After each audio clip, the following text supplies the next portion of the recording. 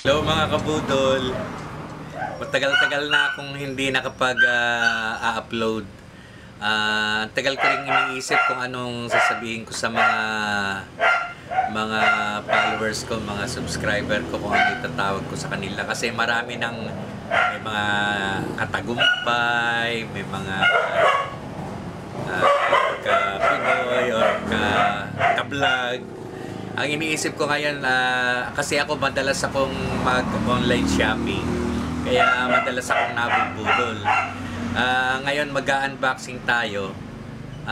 Try natin kung ito kararating lang kasi nitong in-order ko sa Shopee. Yan. Kailangan ko kasi ito. Mamaya pakita ko sa inyo kung ano ang laman nito.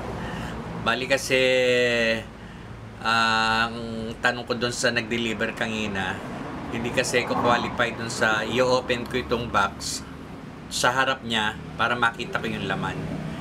Ngayon, ang sabi niya, kunan ko ng picture, harap, likod, side, na na-receive ko ng in good condition itong box na dumating sa akin ng maayos. Ngayon, bubuksan natin. At hindi ko muna i-accept ito sa aking Shopee application. Sabi kasi sa akin nung delivery guy, huwag nyo munang i-accept, i-check nyo muna kung gumagana, i-check nyo muna kung maayos, at kung hindi naman maayos, i-report ko lang, i-click ko lang daw yung return sa Shopee app. Ngayon, harap-harapan natin buksan ito dito sa harap ng camera para malaman natin kung itong nabili ko sa Shopee is okay. Sadali lang guys, wala ako ng pangbukas. Okay?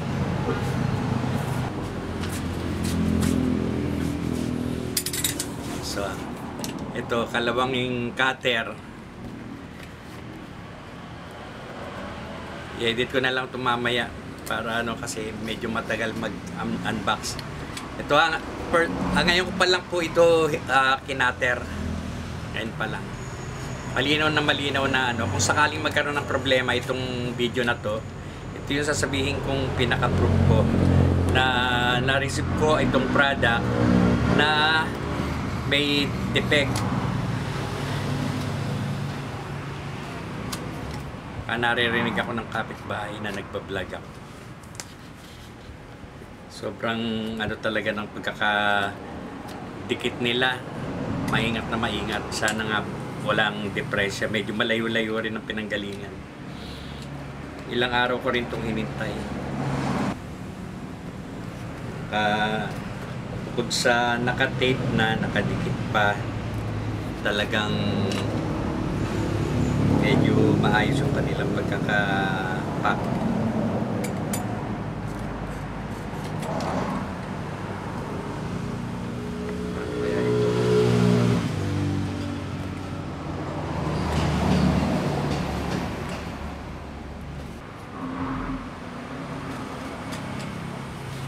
Ayun po. Nice one. Yan po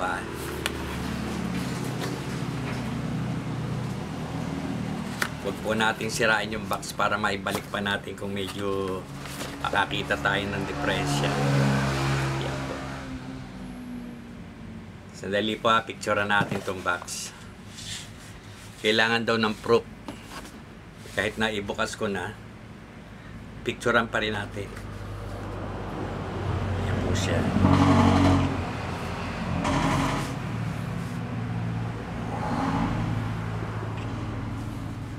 Dalawa yung box na nandito sa loob. Ito yung sa charger niya. X-Star.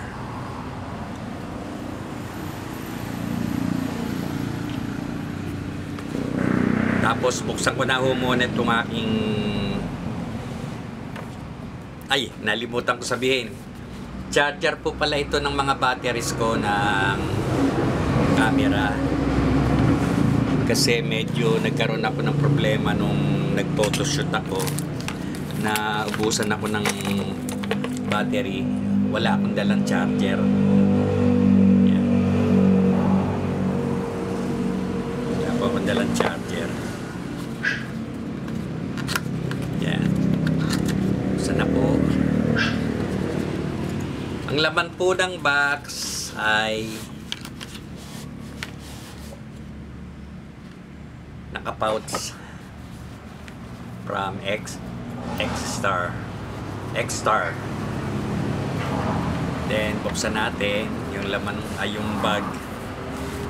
Yan po, malinaw na malinaw, hindi ako nagpo-post.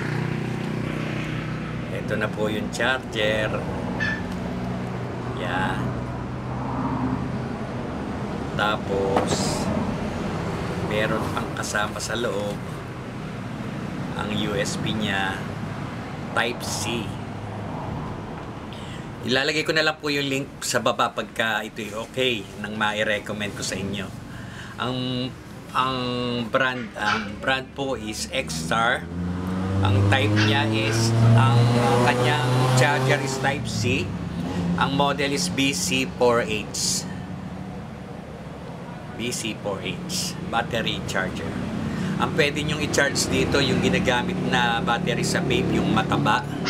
Tapos AA, AAA. Ito ba yun? 4 yung nakalagay rito. Makikita rin nyo po sa ano yung specs niya pagka hinanap nyo sa online. Okay. Try nga po nating i-open. Sasaksak ko muna sa charger. May kasama rin po pala itong user manual. User manual. X-Star. Maganda po yung bag, makapal. Maganda kung dadalhin ko sa mga photoshoot. Safe siya na hindi siya basta-basta marurumihan.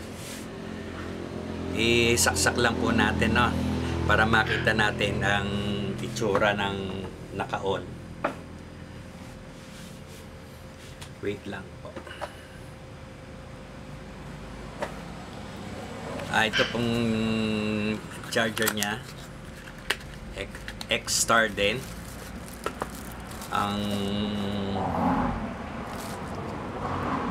Pasensya po kung medyo matagal tayo, ha. Kung ilang ampere hindi nakasulat.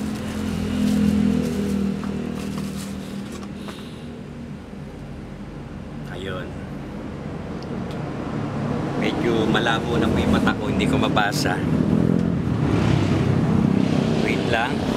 2.1 ampere. Try po natin. Saksak ko muna. Medyo maiksi lang po itong ano niya, USB. Baka hindi umabot to sa saksakan. Kailangan kong kunan ng video.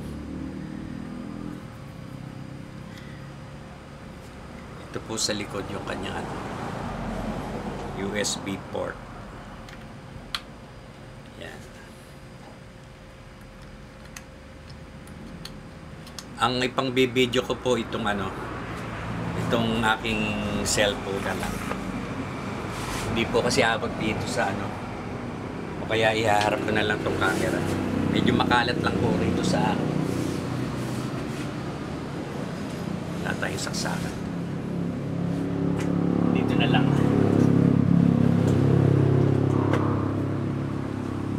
Wow, nice. May ilaw.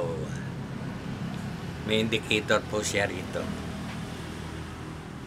Tapos try nating kabitan ng baterya. Kakabit ko muna yung baterya. Nawakan ko na lang para hindi na ako maglipat ng Bali, 4 na battery po ang pwede nyong i-charge dito. Ayun na, may channel 1, channel 2,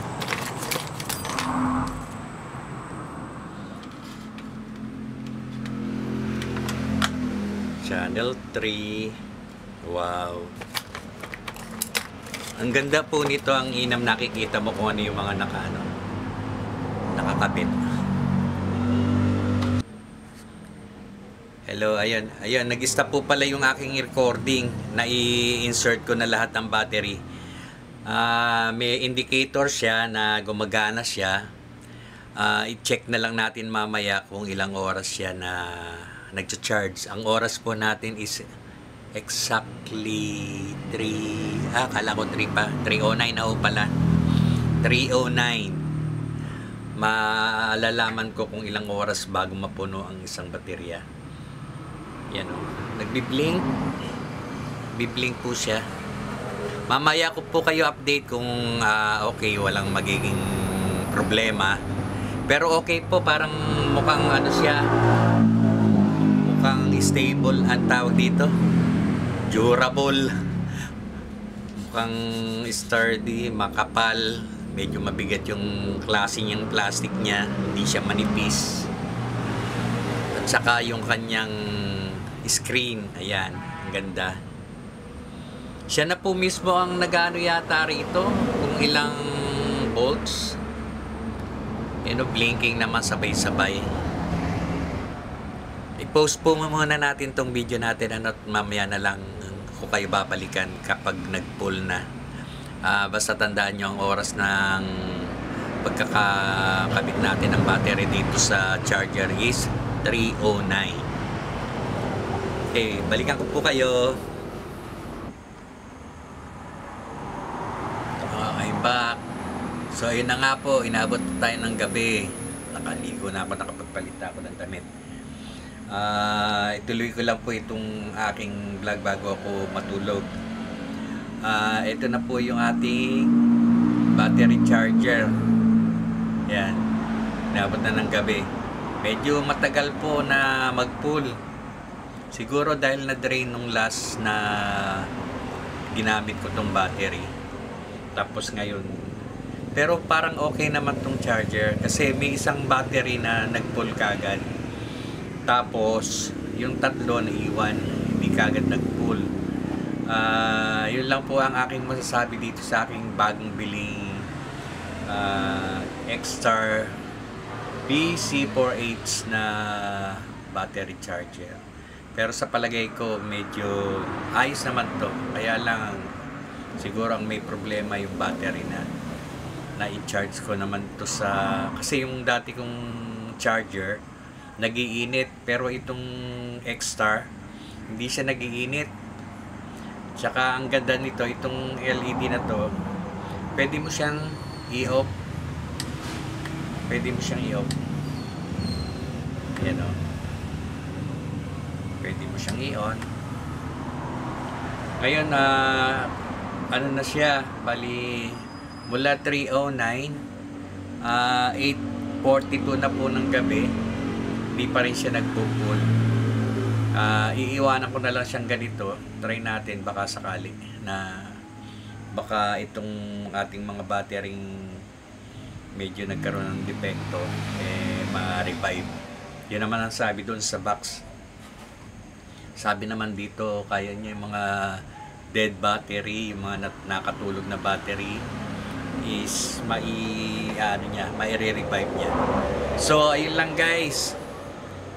Pasensya na po at medyo magulo itong aking hindi ako sanay na mag-vlog ng putol. Pagdating sa dulo, iba na yung aking parang hindi continuation ba. So ayun lang po. Kung bago po kayo dito sa aking channel, please paki-click naman po yung subscribe and paki-like na rin po. Salamat. Bye-bye. Yan na po, after almost 2 hours, hindi pa siya full. Hindi ko alam kung paano malalaman kung full na o hindi pa. Pero sa tingin ko hindi pa kasi nagbi-blink pa yung indicator niya. Yan. Iba, post ko ulit muna. Mamaya itutuloy natin itong aking video. Kaduktong uli ito guys, mga kabudol. Kaduktong ito nung mga una kong video. Bali kasi sinubukan kong tanggalin itong battery.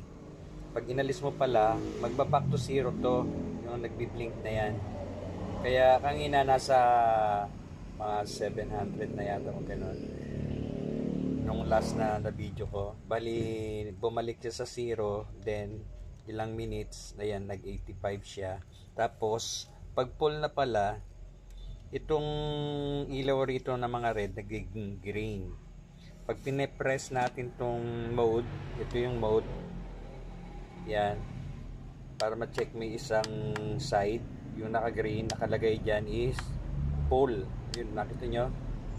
Okay na. Pwede mo rin siyang i-off yung LCD na yan.